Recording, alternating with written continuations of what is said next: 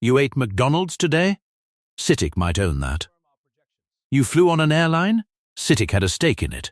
You used steel, bought insurance, or took out a bank loan in Asia? CITIC was probably involved. This is the story of the most powerful company you have never heard of. A Chinese conglomerate so massive, so deeply woven into the global economy, that most people walk past its businesses every single day without having a clue. This is the story of CITIC Group.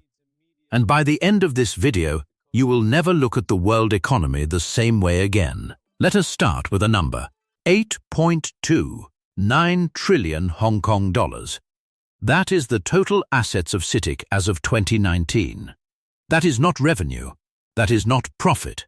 That is assets.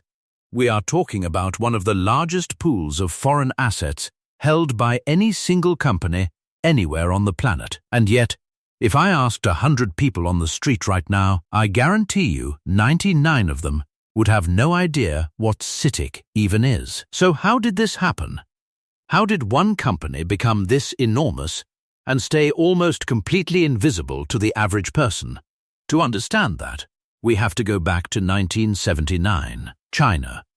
The country has just opened its doors to the world for the first time in decades. Deng Xiaoping is steering China away from pure communism toward what he calls socialism with Chinese characteristics. In other words, capitalism, but controlled by the state. And to make that work, China needs a bridge. It needs one company that can attract foreign money, bring in new technology, and connect the Chinese economy to the rest of the world. So Deng Xiaoping personally approves the creation of one organization to do exactly that. He puts a man named Rong Yiren in charge. And that organization is called the China International Trust Investment Corporation, CITIC. Now here is what makes this story insane. Rong Yiren was not a Communist Party loyalist. He was actually from one of the wealthiest capitalist families in all of China. When Mao Zedong came to power, most wealthy families fled to Taiwan or abroad. Rong Yiren stayed. He believed in China.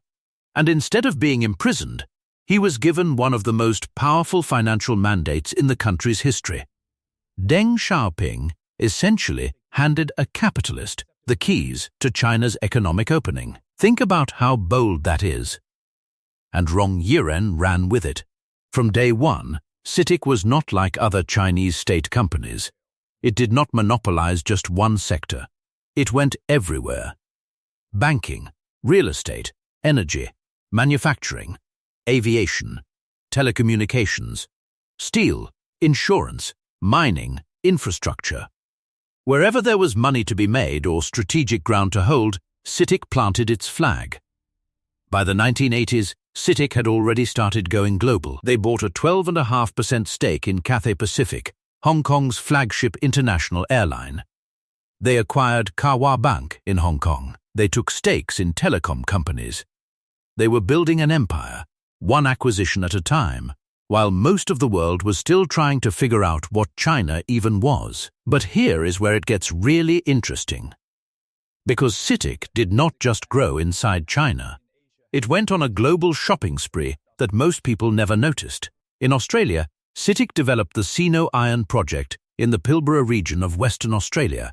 Not just any mine, the largest magnetite iron ore mine in the entire world. This is a mine so large, it has its own port, its own power station, its own desalination plant. A project so ambitious that it cost over $10 billion to build. And it is owned by a Chinese state company that most Australians have never heard of. In the United States and Canada, CITIC built out operations in finance and investment. In New Zealand, in Hong Kong, across Southeast Asia, everywhere you look, CITIC had quietly planted itself. 44 subsidiaries across the globe, and the parent company? Owned directly by the Chinese Ministry of Finance. Let that sink in. This is not just a company. This is the Chinese government operating in markets all around the world through a corporate structure that looks just like any other multinational. And then comes the move that truly broke my brain when I researched this. In 2017, CITIC did something nobody expected. They bought the franchise rights to McDonald's in all of mainland China and Hong Kong. $2 billion. Overnight, a Chinese state-owned conglomerate became the entity controlling one of the most iconic American brands in the world's largest consumer market. By 2024, McDonald's China had grown from 2,500 locations to over 6,500. It is now the second largest McDonald's market on the entire planet. And behind all of that, CITIC. So, how does CITIC actually make its money? Let me break this down because it is wild. CITIC Securities is China's largest securities company. CITIC Bank is one of China's biggest commercial banks. CITIC Trust handles wealth management. CITIC Construction builds major infrastructure projects across Africa and Asia. CITIC Telecom provides enterprise communications across the region. CITIC Pacific Special Steel is one of the biggest specialty steel producers in the world. And then there is their real estate arm, their energy arm, their private equity arm. This is not a company. This is an entire economy organized under one roof and ranked 61st in the Forbes Global 2000. 61st in the entire world. Now here is the question everyone wants to ask.